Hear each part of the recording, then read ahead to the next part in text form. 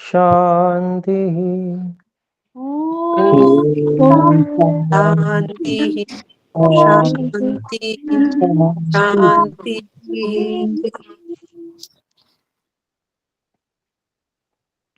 ओम।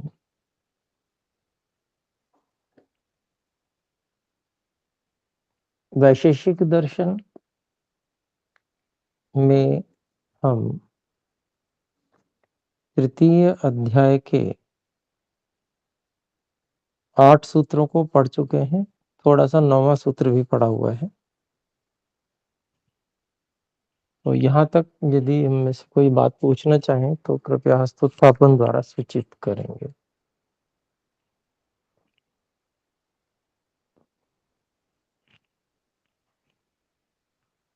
जी बहन रिया जी बोले। ओम नमस्ते गुरुजी। गुरुजी, ये जो तृतीय अध्याय प्रथम आहनिक में जो चौथा पांचवा छठा सूत्र है, तो चौथा सूत्र तो ठीक है, कारणा ज्ञानात्, तो ये बात स्पष्ट है गुरुजी।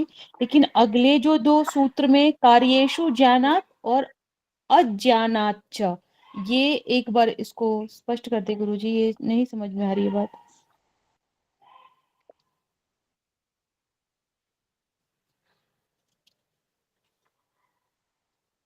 जी,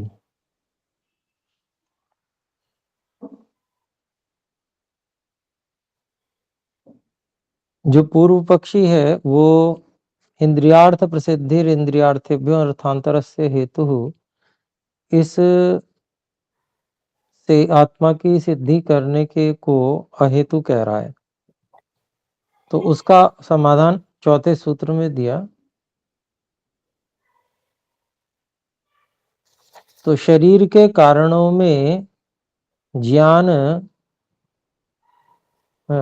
अज्ञान होने के कारण से, अर्थात ज्ञान का अभाव होने से शरीर में भी चेतनता नहीं आ सकती।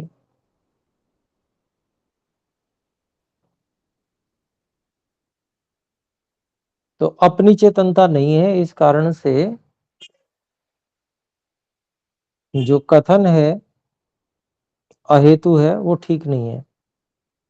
मतलब हेतु हमारा ठीक है, ये बात जी कही। गुरुजी। फिर इसके बाद कहते हैं कार्येषु ज्ञानात्। अब ये पूर्व पक्षी की ओर से है।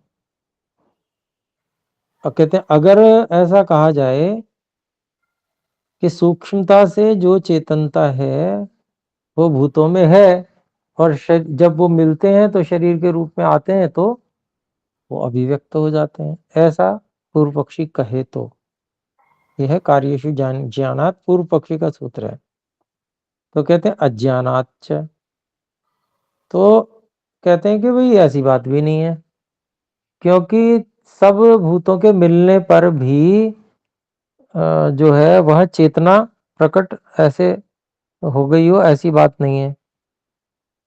अज्ञान है मतलब वहां पर भी इस प्रकार की बात नहीं है, अज्ञान होने के कारण से। सभी भूत मिल जाएं और शरीर बन जाए उसके बाद भी अज्ञान ही रहता है, शरीर को ज्ञान नहीं होता।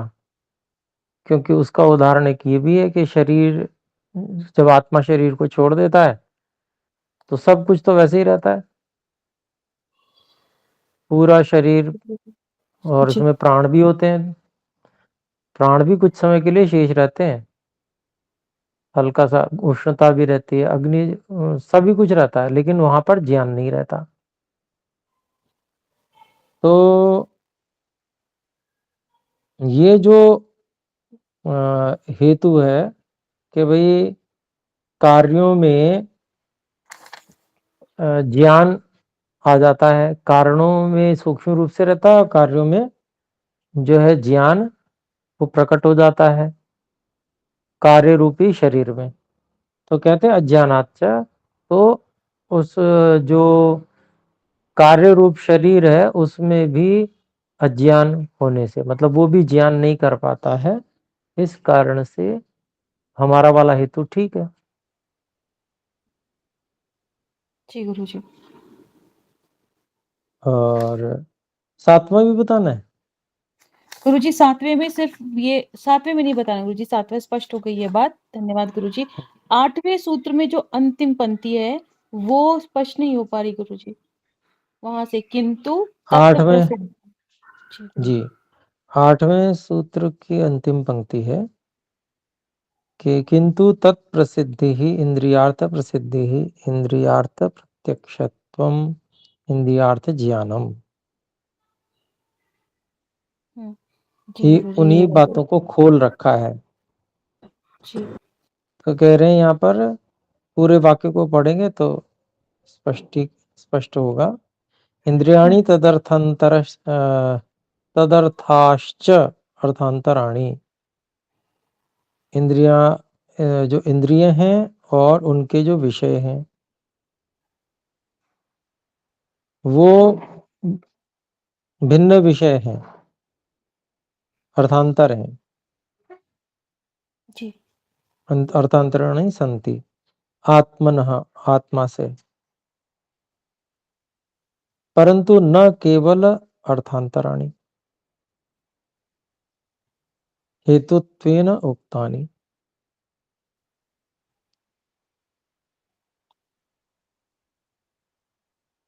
लेकिन केवल मात्र अर्थांतर होना यह हेतु रूप से नहीं कहा गया, बल्कि तत्प्रसिद्धि ही को खोला इंद्रियार्थ प्रसिद्धि ही।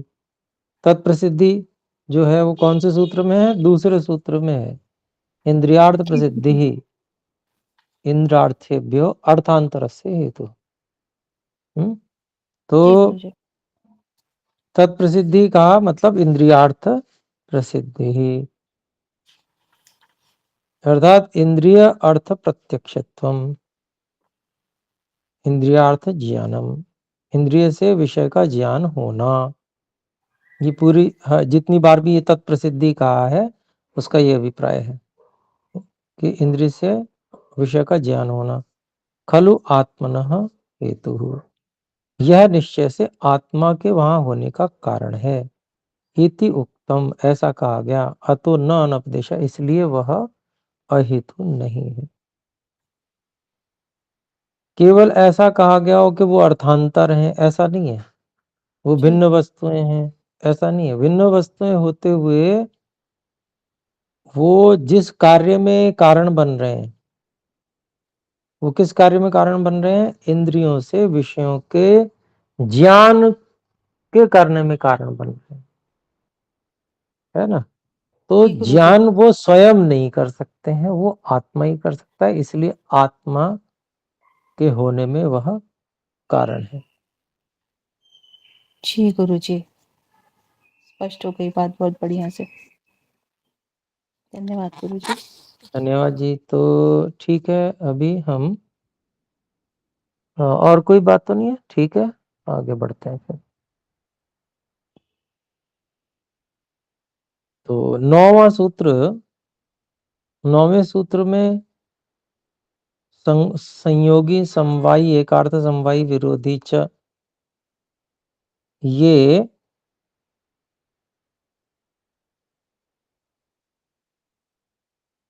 संबंध जो हैं व्याप्ति संबंध,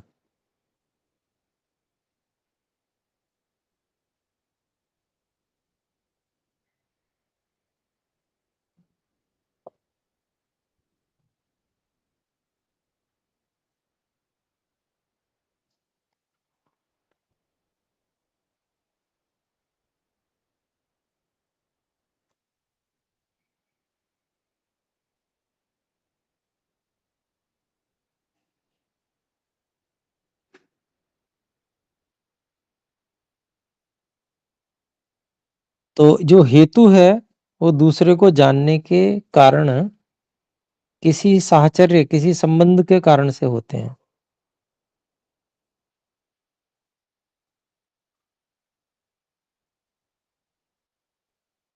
तो वो जो संबंध है वो कौन कौन से होते हैं? तो उन संबंधों के प्रकार बताए।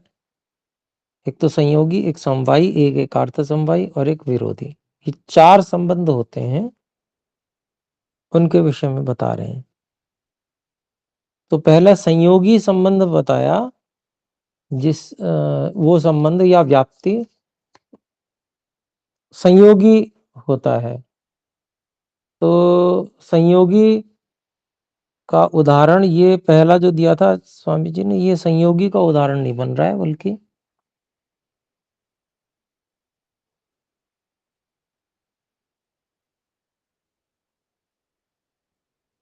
दूसरे किसी का बन रहा है। दूसरे किसका बन रहा है अभी देख लेंगे। पहला जो संयोगी का उदाहरण सही उदाहरण है, वह रास्ते पर ठीक प्रकार से चलता हुआ रथ, ये अनुमान कराता है कि उसमें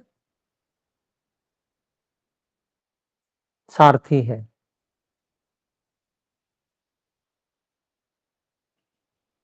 सारथी दिख नहीं रहा है, लेकिन अब ये संयोगी है, मतलब रथ से उसका संयोग है, सारथी का, रथ से सारथी का संयोग है, तो इसलिए संयोगी संबंध हो गया।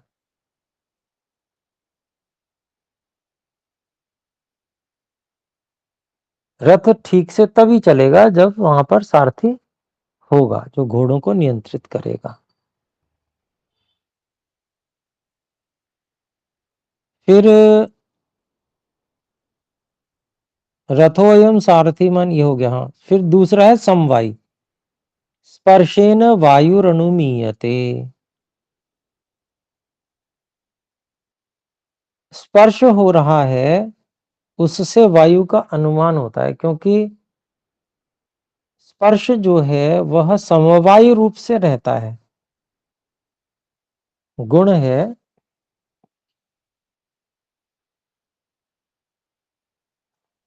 और उस गुण का समवायी कारण वायु है। स्पर्श जो गुण है उसका समवायी कारण वायु है, वायु के जो परमाणु है, अणु, वायु के अणु कह लें। तो वायु के जो अणु हैं वह समवायी कारण है, किसके? जो गुण स्पर्श है उसका। तो इसलिए यहां पर समवायी संबंध है, स्पर्श से अनुमान किया जा रहा है वायु का। वैसे तो स्पर्श से वायु का प्रत्यक्ष भी कहा जाता है, लेकिन प्रत्यक्ष यदि हम आंखों से दिखने को ही मानेंगे अगर, तो फिर इसको हम अनुमान मान लेंगे।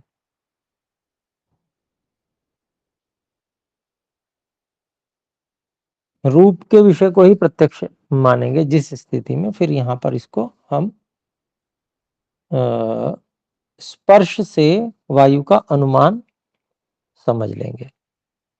तो यहां पर क्या है, क्योंकि वो समवायी कारण है।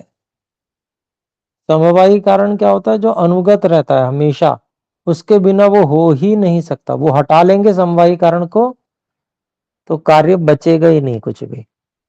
अगर वायु के अणुओं को वहां से हटा लें तो स्पर्श नहीं बचेगा, है ना। तो इसलिए स्पर्श से वायु का अनुमान किया जाता है, वो समवायी संबंध है। समवायी संबंध से स्पर्श के साथ में वायु के अणु रह रहे हैं, तो वो संबंध क्या है? समवायी संबंध है। वो संयोगी संबंध नहीं है। संयोगी संबंध और समवायी संबंध में अंतर क्या है? संयोगी में दो चीजों, अलग अलग चीजों का संबंध है। संयोग होगा तो व्यवस्था ठीक चलती रहेगी, संयोग नहीं होगा तब भी कुछ ना कुछ तो चलेगा, व्यवस्था ठीक नहीं चलेगी तब भी। लेकिन समवायी में क्या है कि अगर समवायी कारण नहीं है तो कार्य का भी बिल्कुल अभाव हो जाएगा। तो ये दूसरे प्रकार का संबंध समवायी। फिर है एकार्थ समवायी।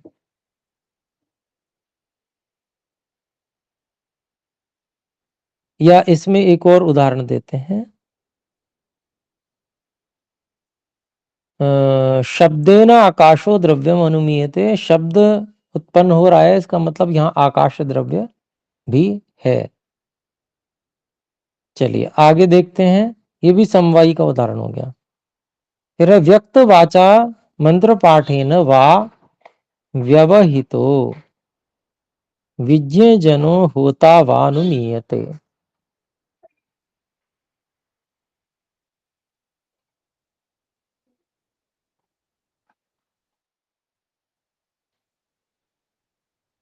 तो यहाँ कहते हैं व्यक्त वाचा, जो प्रकट वाणी है, उससे मंत्र पाठेन वा, या मंत्र पाठ से, व्यवहितो ढका हुआ जो विज्ञ जन है, अर्थात जाना जाता हुआ व्यक्ति, जिसे होता कहते हैं, उसका अनुमान किया जाता है। क्योंकि वाणी जो है वो समवायी रूप से रहती है उस व्यक्ति में। वो व्यक्ति का स्वर यंत्र इत्यादि वो नहीं होगा तो वाणी भी प्रकट नहीं हो सकती। तो व्यक्ति विशेष उससे अनुमान किया जाता है कि ये तो उनकी आवाज है। ये भी समवायी का उदाहरण हो गया। फिर है एकार्थ समवायी और विरोधी। तो सूत्रकार आचार्य, सूत्रकृत आचार्य है, स्वयं उदाहरति सूत्र है। तो इनके उदाहरण जो सूत्रकार स्वयं दे रहे हैं अगले सूत्रों में, तो उसी में देखेंगे। तो अगला सूत्र उसका जो है, एकार्थ समवायिन उदाहरणम आचष्टे। एकार्थ समवायी के उदाहरण को कहा जाता है, बताते हैं आचार्य। तो 10वां सूत्र है कार्यम कार्यांतरस्य।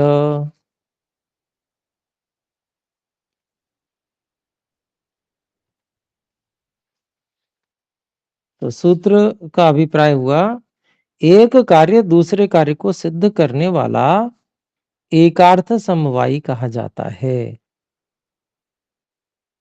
जैसे रूप जो कार्य है वो स्पर्श कार्य का ज्ञान कराने में एकार्थ समवायी होता है। अभी भाष्य में ये बात समझ में आ जाएगी पूरी, कि भाई जहां रूप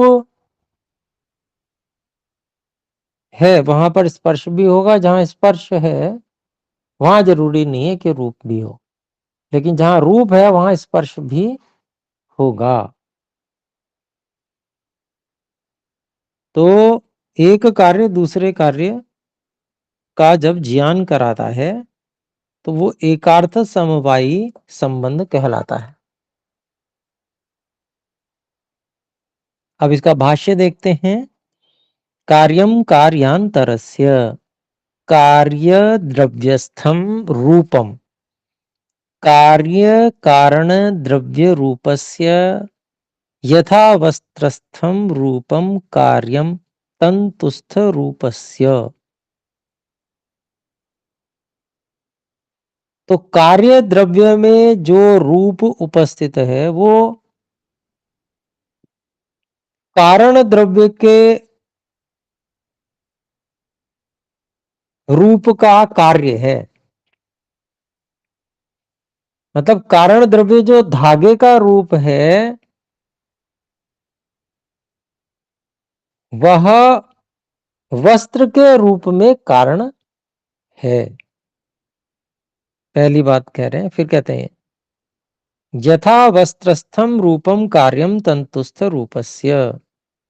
जैसे वस्त्र में उपस्थित जो रूप है वह धागे में उपस्थित रूप का कार्य है। फिर आगे कहते हैं यत्र वस्त्रस्थम रूपम कार्यम तत्कार्यांतरस्य वस्त्रगत स्पर्शस्य स्वभिन्नस्य कार्यस्य हेतुर्भवति। कि कहते हैं जो वस्त्र में स्थित रूप रूपी कार्य है वह कार्यांतर से, वो भिन्न कार्य वस्त्र में उपस्थित स्पर्श का अर्थात अपने से भिन्न कार्य का हेतु कारण होता है, जानने में कारण होता है, मतलब जनाने में कारण होता है। कि अगर हमने रूप देख लिया कहीं तो हमको ये पक्का रहेगा कि वहां स्पर्श भी जरूर होगा। रूप देख लिया तो स्पर्श पक्का हो गया, तो ये ज्ञान हो गया, ये अनुमान हो रहा है, रूप से स्पर्श का अनुमान हो रहा है। छुआ नहीं है लेकिन रूप है तो स्पर्श भी होगा ही होगा, तो ये एकार्थ समवायी हो गया। आगे देखते हैं।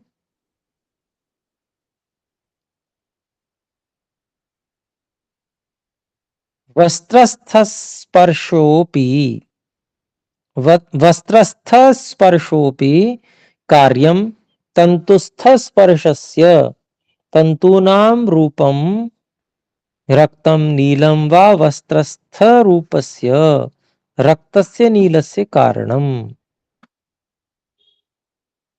तो वस्त्र में उपस्थित स्पर्श भी कार्य है तंतु में स्थित स्पर्श का। वस्त्र में जो स्पर्श है उसका कारण क्या है? तंतु में भी स्पर्श है इसलिए वस्त्र में स्पर्श है। फिर कहते हैं तंतु नाम रूपम, और जो धागों में जो रूप है नीला लाल रक्तम नीलम वा वस्त्रस्थ रूपस्य रक्तस्य नीलस्य कारणम। तो वस्त्र में जो नीला और लाल रूप है उसका वो धागों का नीला और लाल होना ये कारण है। तथैव वैसे ही तंतूनाम स्पर्शो मृदुः कर्कशो वा, वैसे ही जो तंतु हैं अर्थात धागे हैं उनका जो स्पर्श कैसा है, मृदु कोमल है या कर्कश है। वस्त्रस्थ स्पर्शस्य मृदोः कर्कशस्यापि कारणम। तो जैसा धागों में स्पर्श है चाहे वो कोमल भी हो सकता है या चुभने वाला भी हो सकता है, तो ऐसा ही वस्त्र में भी जो स्पर्श की मृदुता अर्थात कोमलता है या वस्त्र में जो चुभनापन है उसका कारण क्या, धागों में जो चुभनापन था वो है। फिर कहते हैं वस्त्रस्थ रूपम कार्यम वस्त्रस्थ स्पर्शस्य। वस्त्र में जो स्थित रूप है वह कार्य है वस्त्रस्थ स्पर्शस्य, वस्त्र में उपस्थित स्पर्श का स्वभिन्न से कार्य से, जो अपने से भिन्न रूप से भिन्न स्पर्श है ना, इसलिए उस रूप से स्वभिन्न से अपने से भिन्न कार्य का हेतु भवती होता है। यतो रूपम न स्पर्शमंतरेण तिष्ठति, क्योंकि जो रूप है वो स्पर्श के बिना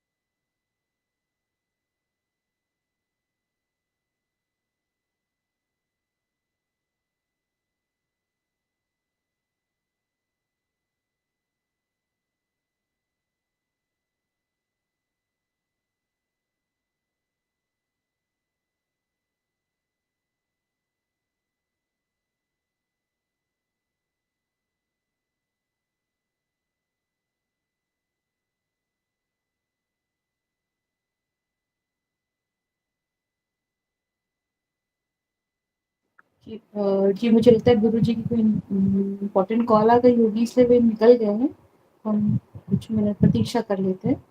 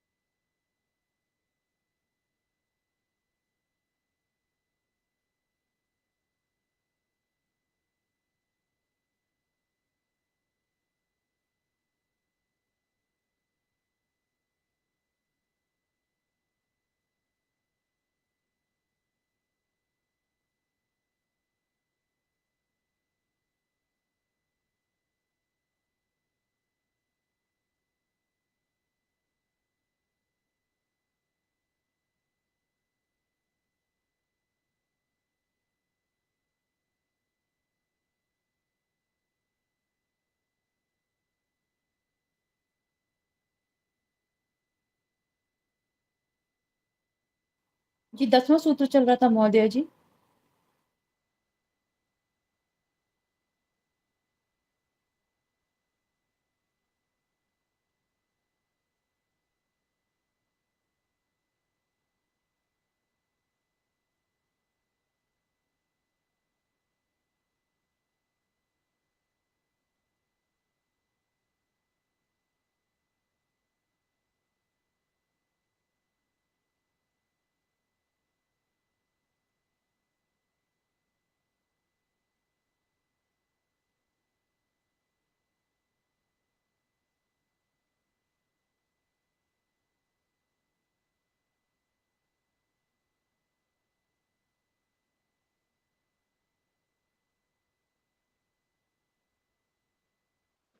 ये दूसरे अध्याय का 10वां सूत्र है। जी महोदय जी, तृतीय अध्याय के पहले आनिक का। तृतीय अध्याय के। जी महोदय। जी धन्यवाद जी। धन्यवाद जी।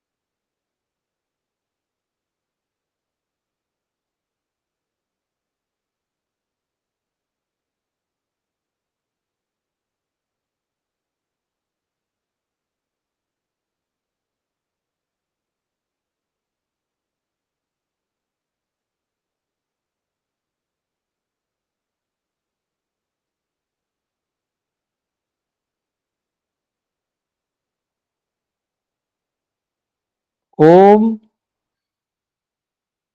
मेरी आवाज आ रही है? जी गुरुजी आ रही है। जी गुरु जी। अच्छा, ये बीच में अचानक बंद हो गई थी आवाज।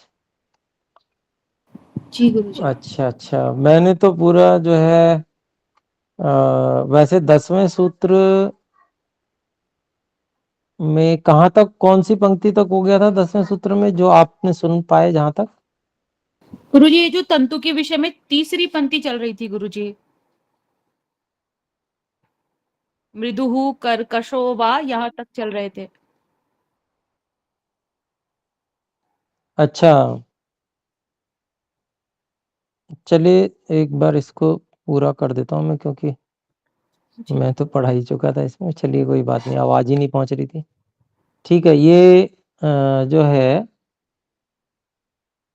जैसे जो तथैव तंतूनाम स्पर्शो मृदु कर्कशो वा वस्त्रस्थ स्पर्शस्य मृदोः कर्कशस्यापि कारणम, वैसे ही जो धागे हैं उनका स्पर्श,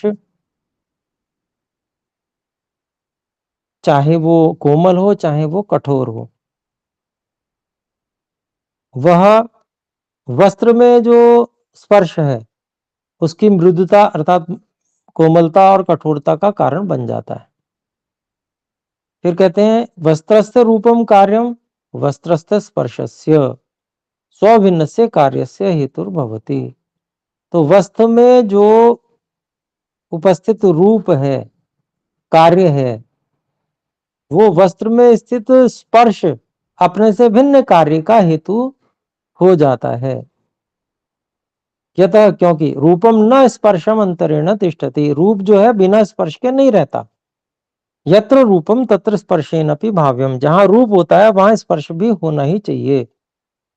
तथा गंधो अपि रसस्य हेतुर्भवति, वैसे ही गंध भी रस का हेतु होती है। गंधेन रसो अनुमीयते ही लोके, गंध से रस का अनुमान संसार में किया ही जाता है। पक्व आम्रादि फलस्य, जैसे पके हुए आम को सूंघ कर कि वो मीठा है कि नहीं वो पता लगा लिया जाता है। तो जब उसमें मधुर गंध आ रही होती है तो पता चलता है हाँ ये मीठा आम है। तो इतना ही रखते हैं, फिर अगली कक्षा में 11वें सूत्र से रखेंगे। एक बार ओम का उच्चारण करें। ओम। सभी को सादर नमस्ते जी। नमस्ते गुरुजी। सादर नमस्ते गुरु जी। सादर नमस्ते। नमस्ते गुरु।